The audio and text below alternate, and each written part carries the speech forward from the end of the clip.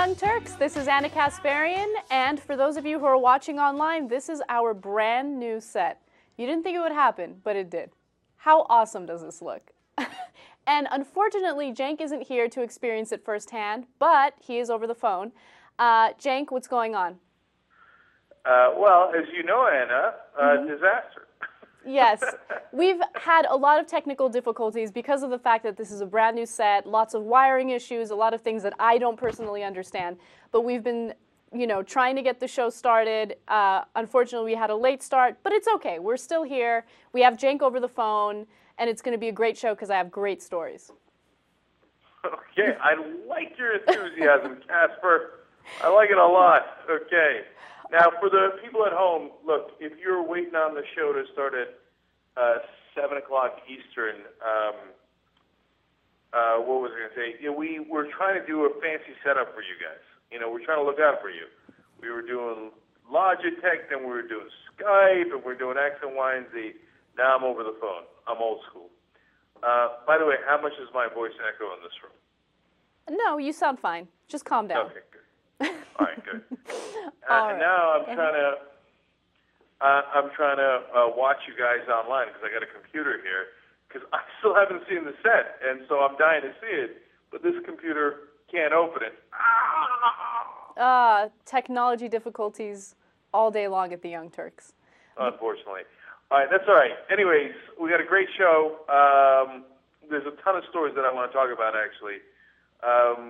Casper, did you want to do some of your stories? What do you want to do, JR's clips? How do you want to start?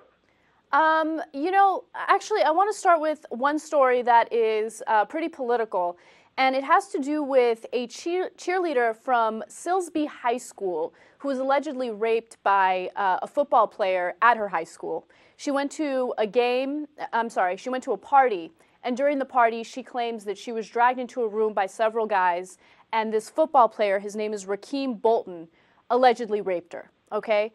Well, it turns out that they arrested this football player for 2 days. After that, they released him. He was never indicted. He was left scot-free, right? He didn't face any consequences for what he allegedly did. And during one football game, this cheerleader refused to cheer for him. And after she refused to cheer for him, she was kicked out of the cheerleading squad. Done. So she ended up suing the school district because of this. And the outcome of this story is unbelievable, okay? The United States Court of Appeals for the Fifth Circuit actually told her that she brought a frivolous lawsuit and that she needs to pay the district's legal costs because of the lawsuit. I mean, how does this even happen? Well, Anna, there's a lot of issues here in this story, right? And it's an amazing story. First of all, I think that the court is the least guilty. I know that sounds like a little bit of a controversial thing to say, but they're deciding not on whether she was raped or not on many other grounds, or whether what the school did was a decent thing to do, because I think a lot of people would think that it was incredibly indecent. They were deciding on the narrow ground of, can a school violate your freedom of speech by telling you that you cannot do a certain cheer, or requiring that you do a certain cheer. And, I know a lot of people are upset with the guys that are on this court. The judges, I should say, are very, very conservative. Among the top conservative judges in the country, Emilio Garza, Edith Clement, and Priscilla Owen. Two of these, Garza and Clement, were on George Bush's shortlist for the Supreme Court. Right. So if you don't agree with their decision, that was going to be the Supreme Court. But I think that you can make a case for saying that the school can say, hey, if you don't do a certain cheer, they do have the right to kick you off, right? That is not within your freedom of speech rights to refuse to do cheers if you're a cheerleader.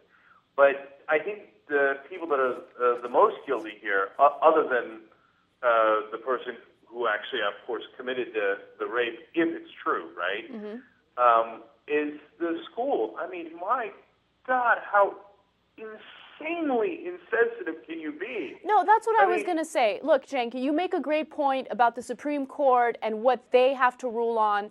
But look, putting all this legal stuff aside, you have to have some compassion for someone who is alleging that she was raped by a football player. I mean, there's zero compassion. If she doesn't want to participate in one particular cheer because in the cheer they have to say the name of the football player who allegedly raped her, then let it pass, let it go. Let her sit down and let her not do that cheer.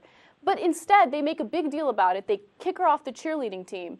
And, you know, it causes this huge issue to begin with. Yeah, no, look, from our perspective, it's really hard to impossible to tell what happened that day. I mean, you know, your gut and logic tells you that she probably wouldn't make as much of a big deal out of this, you know, if it didn't happen. But you can't judge cases that way, and you'd have to hear the evidence, and you need to be fair to that guy too.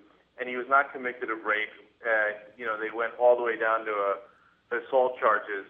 So I understand all that, but even if you thought it was just assault charges, I mean, even if you didn't believe her, my God, man, the school, someone who obviously thinks they were raped, you're going to force her to literally say the name of the guy who she thinks raped her in the chair. And if she doesn't, you remove her from the team.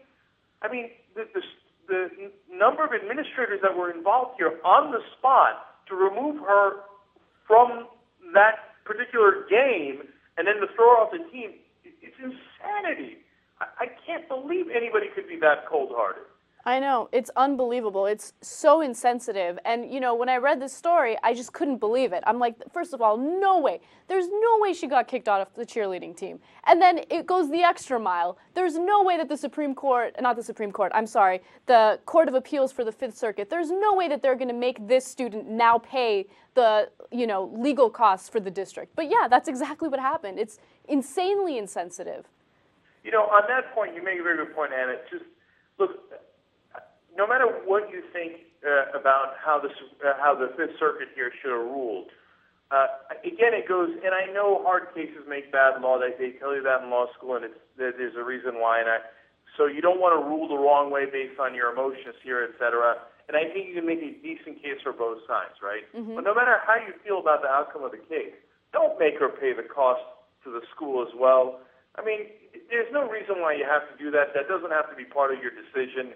That's just rubbing it in on a woman who, you know, I don't want to prejudge the guy, but at the same time, who probably got raped. Jesus. I mean, even if there's only a 5% chance she got raped, how cold and unbelievably cruel can you guys be? Yeah, I agree. I feel really bad for her because aside from having to pay the legal costs for the district, she also has to face her classmates. She has to deal with the cheerleaders that used to be her friends and obviously no longer are her friends because they kicked her off the team. I mean, she's a victim in this story. Regardless of what really happened with Rashid that night at the party, she's a victim. Okay, and let me add one more level of painful detail here. When she refused to do the cheer, at halftime, they pulled her into a hallway. It was the district superintendent, his assistant, and the school principal all ganged up on her and told her that she's, you know, that if she won't cheer for her alleged rapist, that they're going to remove her, and they did. And she was sobbing, and then her dad came down, and they got into a shouting match. Now, to understand, like, the insult to injury here, now they're making her pay the legal costs for that superintendent and the principal, et cetera. And they weren't even going to pay them out of their own pockets. The school was, of course. Right. But they're making her pay those people at that school, say, like, this ought to show you for bringing a case like this. No, it's unbelievable. And then you hear stories about bullies in, you know, high schools throughout the country, and they don't face any consequences, and people will say, it's because the administrators don't have time to deal with this kind of stuff. It's because the teachers are underpaid and they don't have time to deal with this kind of stuff. They don't have the resources to do it. How do administrators, several administrators at this one high school, have all this time to pull a cheerleader aside and tell her that she's being inappropriate and she's going to get kicked off a cheerleading squad because she refuses to do one cheer? And let me really specify that. It's not like she went to a football game and she was making a spectacle. She refused to do one cheer. That's it. And the reason why she refused to do that cheer is because her alleged rapist's name was in the cheer. It Yeah, amazes me. yeah, and by the way, it's not that she didn't even do the full cheer. She did the rest of the cheer, which I think is crazy. I can't believe she even did the rest of the cheer. I'm not judging her. I'm just amazed by it. Right. And I'm also amazed they found that not good enough. Well, no, you left out that one name, so there you go. We're going to have to punish you.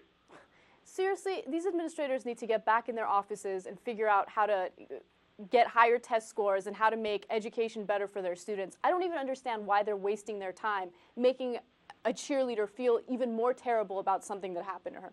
Unbelievable. Anyway, I want to get to the next story real quick, and this has to do with the banks. And you know, a lot of people are going to get on me for my take on this story, but I want to get your thoughts on it, Cenk. So there was a recent Wall Street Journal article that talked about how banks are no longer only depending on your credit score when it comes to giving out loans. So, you know, usually your credit score means the world, right? If you have a high credit score, the bank is more likely to give you a loan, more likely to, you know, give you a mortgage, that kind of stuff. Well, now they're looking at other things. For instance, they're looking at bank deposits. How much money are you making? They're looking at the value of your home. They're even looking at utility bills. They're looking at a lot of different aspects of your finances, right? And they're using that information to make a choice as to whether or not they should give you a loan. Now, people are saying that this is invasion of privacy, but my take on it is, well, isn't it a good thing for those who don't want to go into debt and don't want to use credit cards to have a high credit score? Isn't it good for people who want the banks to look at other aspects of their finances in order to make a decision about whether or not they're going to get a loan? Well, I think it totally depends on whether it's voluntary or involuntary. Mm-hmm. If you say to them, hey, go ahead and you look at my utility bills and you'll see that I've always paid them and that helps you, yeah, then I say, God bless, go forward. But if it turns out the bank is sneaking into your account and looking at what you did or did not pay and then judging you based on that, and, well, that's not cool. But I don't, you know, I didn't give you permission or authority to do that. I think that's kind of crazy. Right. Well, that is what's happening right now. The banks aren't getting permission. What they're doing is they're going into your bank accounts. They're seeing what, you know, your direct deposit, for instance. How much money are you getting direct deposited into your account? How much is your income? They're looking at very, very specific things. They're looking at personal loans. They're looking at your credit history. They're even looking at cell phone payments. So it is problematic, I agree with you, when they're not asking for permission and they're just going ahead and doing it anyway. But I think that the good aspect of this is if they were to get permission, it's good that banks aren't only focusing on credit scores. Because here, let me give you an example. My credit score is through the roof. I have a very high credit score, right? If a bank was looking at my credit score and they gave me a loan based on that, they would be making a massive mistake. Because even though, no, they would, because even though I have a very good credit score, I don't make enough income to buy a house, right? So if I were to take out a mortgage, I wouldn't be able to pay those payments, those monthly payments. So it's good for them to look at a lot of other things to make sure, you know, when they give out that loan, the person who is, you know, taking out that mortgage is going to be able to pay that money back, right? But as you said, it is important for them to have permission. The one place where I do draw the line is where when they look at social networking sites. So when bankers go to like Facebook and they go to MySpace to see, you know, what this person's characteristic is, like how does this person act online? What the hell does that matter? That's going way beyond the line. All right, I got two more thoughts on this. One is that we're a country of extremes. First, the bankers looked at nothing when giving you a loan. That's what the liar loans were, a lot of the subprime loans. They're just like, yeah, who cares? You want a loan? Sure.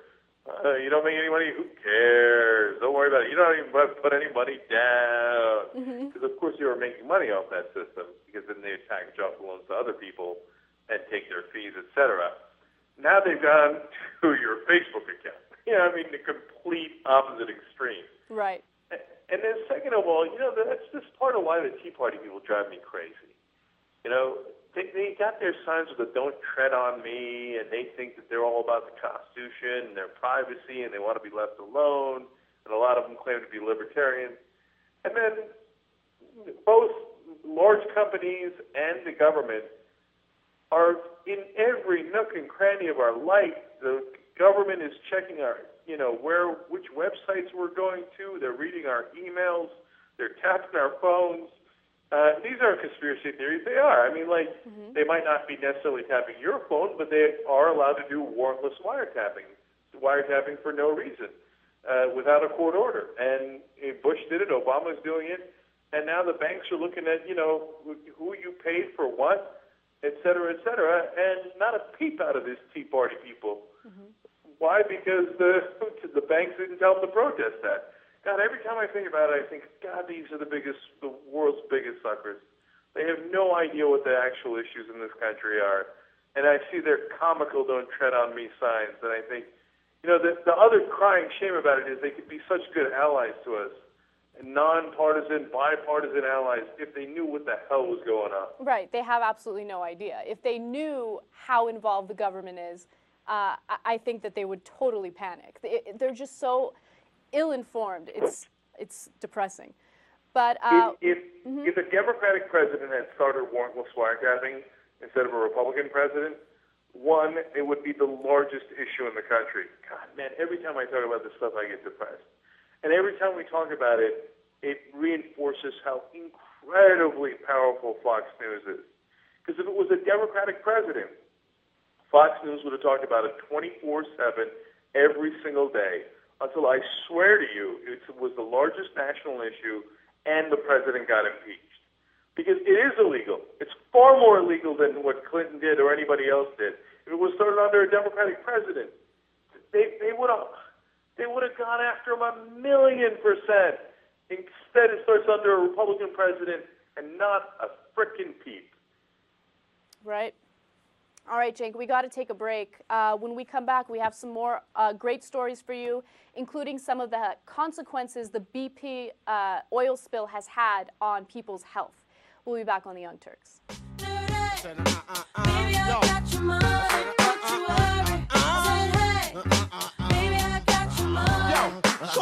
Welcome back to the Young Turks. Baby, I got your money is what the Republicans are telling Joe Manchin. So that song is very appropriate. Casper. Nicely done, Casper. Very nicely done. All right. Listen, let me make two quick notes here before we go on with the rest of the stories. One, if you want to see some of the interviews that I'm doing on MSNBC, you can check them out on youtube.com/TYT interviews. Check out TYT interviews, okay? Just want to let people know because I did this interview with Mayor Goodman of Las Vegas, and I ran my theory that Vegas is going to crash by him. He was none too pleased with that theory, but it's a good one. It's not up just right now, but it's going to be up real soon later tonight, okay? Yeah, Jake. And then, and you can always check out those interviews at TYT interviews. And then one other thing, while I'm in New York, I'm recording some vlogs, and that goes up on the top vlog. So check that out too. There's a really funny subway incident that I explained in my latest vlog. And then I actually quoted the top vlog star Malcolm Fleschner today on MSNBC. Oh, did you? And look at this, top vlogs everywhere. Tomorrow we're going to talk to Liz Winstead from the top vlog. Can I just tell you something real quick? I saw your top vlog, and look, I don't want to give too much away, so I'm just going to say this. You guys have to check it out because I literally LOL'd, okay? I laughed out loud. It was a very funny story. But before we get to the rest of the stories, JR had something to, no, JR did not want to say something. Never mind. But yes, if you want to check out the top vlog, all you got to do is go to youtube.com/thetopvlog, and you'll see Cenk's newest vlog. You'll see some of the vlogs that I've done, some of the vlogs that Liz Winstead has done. Lots of great stuff. All right, Cenk, are you ready for the next story? Totally. All right. So we haven't been hearing much about the BP oil spill in the news lately. You know, in fact, BP's stock has rebounded. They're doing fine. It seems like it's not even a big deal anymore. But there's one chemist by the name of Wilma Subra, and she works with the Louisiana Environmental Action Network. And she has done a study to see what the health effects have been for those who were involved in the cleanup effort, okay? So, I mean, of course, you can automatically tell, actually you can immediately tell that these individuals have already suffered health issues, right? What this chemist did is she took blood samples from people who were involved in the cleanup effort, and she found that many of them have toxic chemicals in their blood, okay? And these toxic chemicals right now are leading to severe headaches, nausea, respiratory problems, burning eyes and throat, earache, and chest pain. In the long run, these individuals can suffer from things like cancer of the lungs, liver, kidneys, and blood. Okay, so there are going to be severe health issues for these people who are involved in the cleanup effort. And part of the reason why they're going to face these health issues is because they weren't given proper protective gear. In fact, there was one nonprofit organization that wanted to provide those involved in the cleanup effort all of this protective gear, you know, to make sure that they're not breathing in these terrible chemicals. And employees from BP did not allow it. Yeah, you know, that's the part of the story that really gets to me, because my best guess as to why they didn't allow it was because it would be bad public relations for their workers to be seen with these respirators. It's like if they get pictures of that or it gets caught on camera, people are going to think that that area is really toxic. And you know why? Because that area is really toxic. Right. And so full well knowing at least that risk, and a very serious risk, like, yeah, let these workers get cancer down the road, let them have these respiratory problems, let them do all this. Who cares? We don't want bad PR for, however long this lasts. No, that amazes me. First of all, let me just tell you, there were 75,000 people involved in the cleanup effort, okay? And look, we're just focusing on those who were involved in the cleanup effort. We're not even talking about the people who live on the coast, the people who are breathing in these toxic chemicals because of the fact that they burn the oil off the ocean, and, all of the, fish that was tainted because of the oil. That's something that the media also doesn't talk about. Like, I love how people ignore the fact that, the clams and the mussels and all of that stuff that was in that water, that stuff is tainted and people are eating it. You know what I mean? And people completely ignore that. So it's going to have, health implications on those people as well. But we're just focusing on the 75,000 people that were involved in the cleanup effort. These are 75,000 people that will unquestionably have serious health problems in the future. And it's not something that they're going to get over in like a week or two. These are long-term health issues. The other part that I find really sad about this story, of course, is that those people, they felt that they needed to make a living, of course, and partly because some of their living was taken away from them by BP. Right. And they, knowing at least some of the risks, and I'm sure they were lied to. I'm sure they told, oh, don't worry, there's no risk. You just put on some boots, it'll be fine. But, a lot of the wives were complaining, and rightfully so. And then apparently the managers at BP told the workers, if you don't get your wives to shut up, we're going to fire you, okay? Right. We don't want to hear complaining from you. We don't want to hear complaining from your wives. So obviously the families were to some degree aware some of the risks that they were carrying. In my mind, that doesn't excuse BP even 1%. But that goes to show you how desperate they are for the money and to take care of their families, that they would take those risks, and so BP, knowing that they're in that desperate straits, thinks perfect opportunity to take advantage of them and not even protect them. And yeah. then, one other thing about it, Anna, where's the government?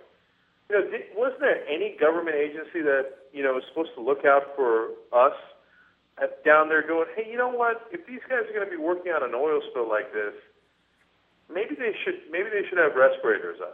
Right. Yeah. I mean, I feel like BP was insanely selfish, insensitive when it came to this issue. They didn't care about the people that were helping to clean up this, clean up this huge disaster. We didn't have the government getting involved enough. It it was a terrible situation, and it continues to be a terrible situation that people will be paying for the rest of their lives because of the impact that it's had on their health. All right, Cenk, thank you for joining us. Even though you're in New York, we have to end the show today, but we will be back tomorrow with another hour. Watch Cenk tomorrow on MSNBC at 3 p.m. Eastern Time. Thanks for watching.